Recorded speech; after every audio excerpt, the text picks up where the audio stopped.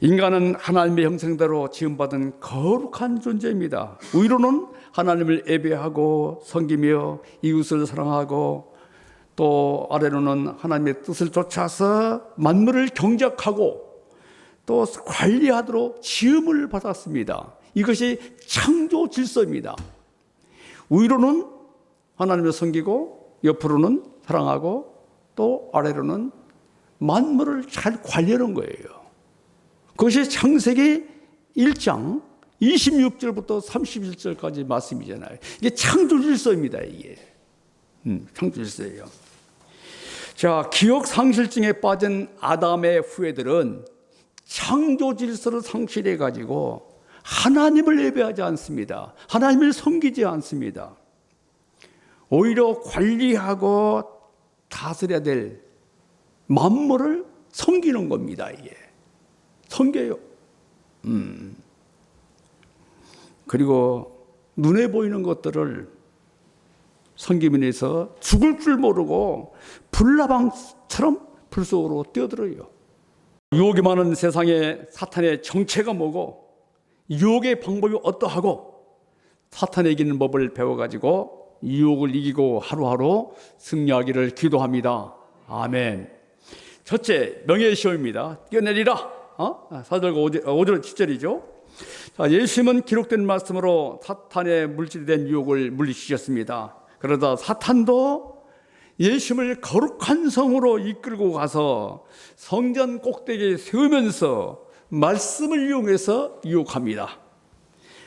자, 5절 6절 보면은 이르되 내가 만일 하나님의 아들이거든 뛰어내리라 기록하였을 때 그가 너를 위하여 그의 자녀들 명하리니 그들이 손으로 너를 받들어 돌에 부딪히지 않게 하리라.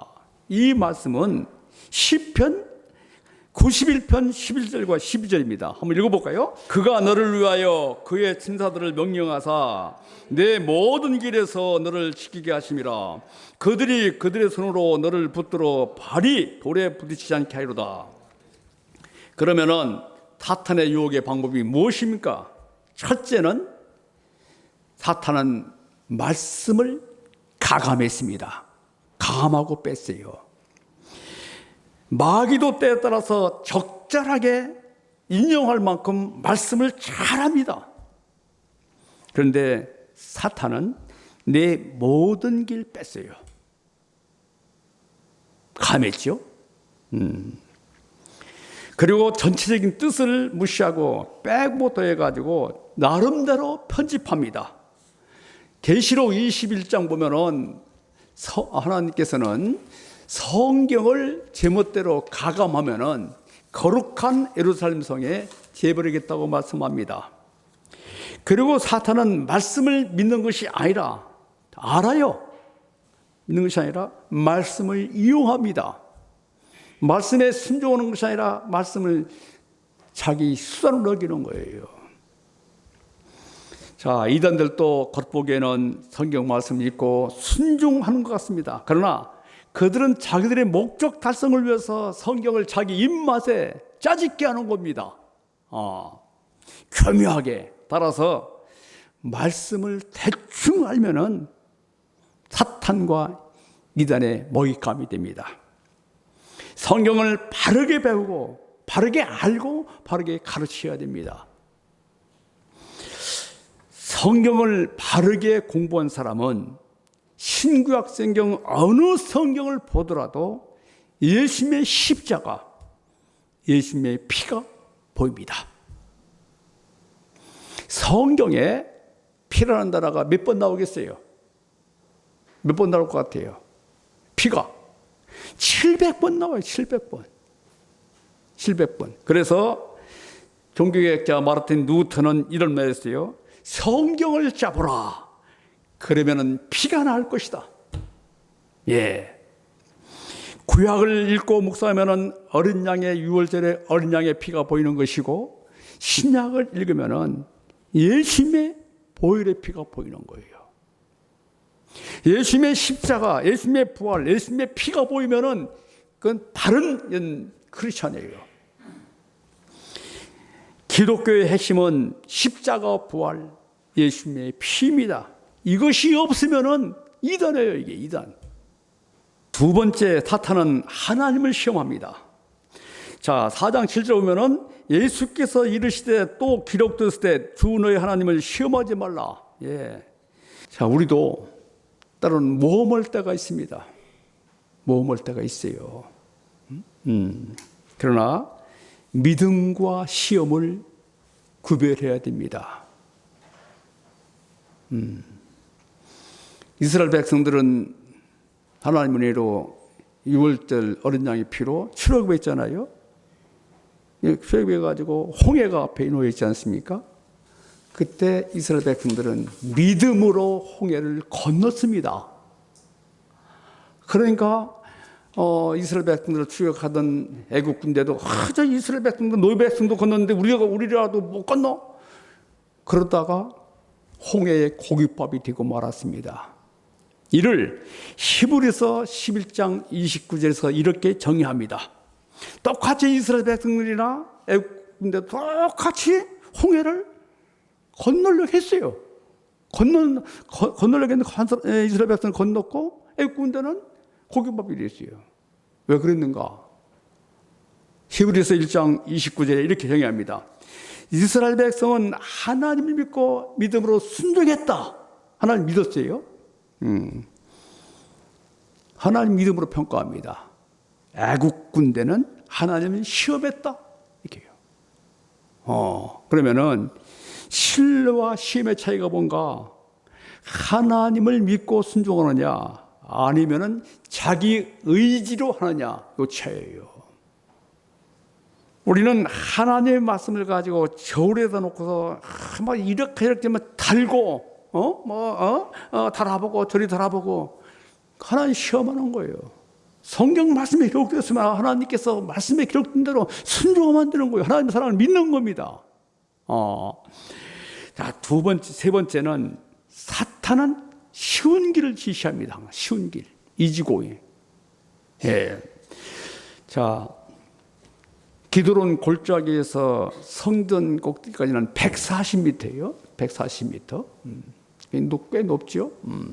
그 높은 곳에서 뛰어내리는 거예요.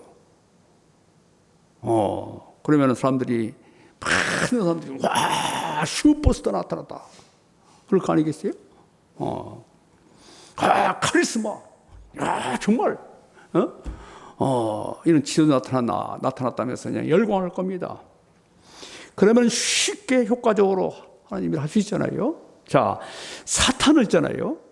빵 메시아로 만들려고 했지 않습니까? 예수님을. 그러니까 빵 메시아로 이제 실패하자. 그러면은, 자, 좋아. 내가 메시아라면은 한번 쉬운 길을 한번 택해봐. 이렇게 제시하는 겁니다. 예수님께서 인류를 구원할 구속 방법이 고통스러운 십자가라면은 사탄의 제안이 얼마나 달콤합니까? 사람들은 누구나 쉬운 길을 택하려고 하지 않습니까? 누가 어려운 일을 가려고 했어요? 얼마나 달콤합니까? 예수님께서 3년 반 동안 12명을 키웠지 않습니까? 그런데 한 명 또 그냥 배신자 생겼네요.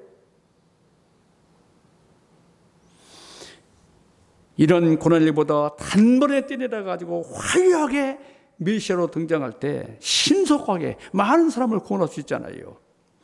그러나 예수님은 십자가를 통한 구원이 하나님의 길인 것을 믿으신 거예요.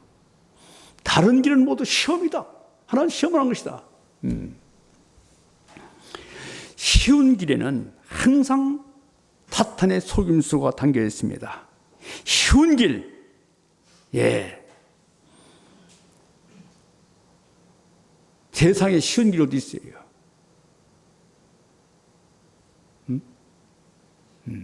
쉬운 길, 십자가의 길, 좁은 길, 넓은 길, 좁은 길, 십자가의 길에 생명이 있는 겁니다. 넓은 길로 인도하고 쉬운 길로 인도하는 모든 유혹에는 100이면 100명 모두 사입이 이단이에요. 이단입니다. 그런 점에서 우리가 쉽게 무엇을 하겠다, 무엇을 하고자 하는 것은 모두 사탄의 노림수가 담겨져 있습니다. 성경은 늘 십자를 통한 영광을 제시합니다. 고난을 통한 영광, 노크로스 노크라운, 만고불변의 진리입니다. 그리고 네 번째는 사탄은 먼 산꼭대기를 제시합니다. 먼 걸 제시해요. 사탄은 가까이를 보이지 않아요. 먼 곳을 보여주는 거예요. 항상 먼 곳은 아름답게 보입니다. 산도 많이 보면 멋있잖아요. 그러나 가까이 가면은 뭐가 있습니까? 오물. 그리고 거기에는 동물들의 서로 죽이고 살리는 정글의 법칙이 바로 거기 있잖아요. 산에. 산에. 세상의 모든 영광도 멀리 보면 환상적입니다. 그러나 가까이 보면 실망합니다. 따라서 우리는 눈으로 보는 것을 조심해야 됩니다. 조심해야 돼요. 눈에 들어오는 것마다 좋다고 욕심을 품은 순간에 사탄의 속임수에 넘어갑니다. 우리는 헛된 영광과 부에 매료되어 가지고 그러다 보면 돈의 노예가 되고 명예의 노예가 되고 성공하다가 나중에는 공성, 빈 깡통이 됩니다. 예수님은 사탄의 유혹을 과감하게 물리치셨습니다. 7절 읽어볼까요? 7절 시작. 예수께서 드시되 또 기록되었을 때 주 너의 하나님을 시험하지 말라. 이 말씀은 신명기 6장 16절 말씀입니다. 하나님은 창조주십니다. 하나님은 시험의 대상이 아닙니다. 하나님은 절대적으로 믿고 순종할 믿음의 대상, 순종의 대상입니다. 자, 두 번째는 내게 엎드려 경배하라. 자, 사탄은 물질적인 욕구, 또 사회적인 욕구로 예수님을 유혹했지만 실패했습니다. 사탄은 전열을 가다듬어 가지고 다시 공격합니다. 사탄은 집요하고 끈질기게 하죠. 자, 예수님을 이렇게 집요하게 끈질기게 유혹했다면 우리는 어떻게 되겠어요? 정말 깨어 있어야 됩니다. 사탄은 예수님을 높은 곳으로 끌고 가가지고 올라가서 어떻게 합니까? 천하만국과 그 영광을 보여줬습니다. 천하만국과 영광 중에는 가이사 황제의 보좌도 있었을 것이고 또 바빌론 왕국의 보좌도 있었을 것이고, 그런데 기가 막힌 것은 거기에 빈의자예요. 빈의자. 얼마나 매력적입니까? 우리 그 사자성경에 견물생심이라는 말 있지 않습니까? 견물생심. 사탄은 인간의 심리를 교묘하게 이용해가지고 보여주면서 미혹합니다. 이 방법은 에덴 동산의 사탄의 욕구와 똑같습니다. 창세기 3장 6절을 보면은 사탄의 유혹을 받고 선하게 알게 하는 나무를 본즉 유혹을 받고 그 나무를 본즉, 봄으로도 시작됐어요. 봄으로도. 시각으로 보았기 때문에 마음에 끌렸고 결국 열매를 따먹었습니다. 네, 이와 똑같은 수법으로 사탄은 세상과 그 영광을 보여주면서 예수님을 유혹합니다. 예수님은 이때 말씀하십니다. 4장 10절 읽어볼까요? 시작. 예수께서 말씀하시되 사탄아 물러가라. 기록됐을 때 주 너의 하나님께 경배하고 다만 그를 섬기라. 다른 신을 섬기지 말라. 사무엘상 7장 3절 읽어볼까요? 사무엘상 7장 3절 시작. 사무엘이 이스라엘 온 족속에 말하 이르되 만일 너희가 전심으로 여호와께 돌아오려거든 이방 신들과 아스타롯을 너희 중에서 제거하고 너의 마음을 여호와께로 향하여 그만 섬기라. 그리하면 너희를 블레셋 사람의 손에서 건져내시라. 그리하면 신명기도 그렇잖아요. 그리하면 복을 하나님께 주시겠다는 거 아닙니까? 그리하면 여기 보면은 전심으로 여호와께 돌아오거든 신상을 제거하라요. 신상. 그 신상이 뭡니까? 아스타롯이죠. 아스타롯은 미모의 신이에요. 매혹의 여신이죠. 바알은 남신이고, 바알은 농경신으로서 부의 신이고, 아스타롯은 유혹의 신입니다. 쾌락이죠. 그러니까 바알과 아스타롯은 항상 함께 하거든요. 이게 돈과 쾌락은 항상 함께 하는 거예요. 함께 하는 겁니다. 쌍둥이. 예? 네. 그래서 탐심은 우상숭배다. 성경은 말씀합니다. 자, 다시 보면은, 전심으로 하나님께로 돌아오면은 마음을 하나님께로 향하라기지. 하나님 향해라. 시각을 하나님께 초점 맞춰야 됩니다. 하나님께. 시각을. 눈이 하나님 향해야 돼요. 눈이 세상으로 돌아가면 안 돼요. 셋째는 전심으로 하나님 섬기려면 그만 섬겨야 된다. 겸하지 말라. 주님만 섬겨라 이거예요. 예. 마음은 하나입니다. 마음이 하나이기 때문에 둘을 동시에 섬길 수 없습니다. 자, 우리가 하나님을 섬겨야 됩니다. 먼저 그만 섬겨야 돼요. 우리 마음의 첫 자리에 하나님을 모셔야 됩니다. 우리 죄를 위해서 십자가에 돌아가시고 그 예수님만이 영원토록 영광과 존귀와 찬양을 받으시기에 합당하신 분이십니다. 그렇다면 하나님 외에 우리가 무엇을 첫 자리에 모시고 있습니까, 여러분들? 한번 생각해 보세요. 내 첫 자리에 무엇을 지금 있는가? 첫 자리에 하나님의 첫 자리. 그러면은 그것이 창조 질서예요. 그게. 다만 그를 섬기라. 창조 질서입니다.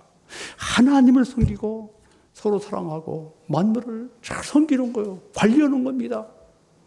이것이 바로 하나님만을 섬기는 길입니다.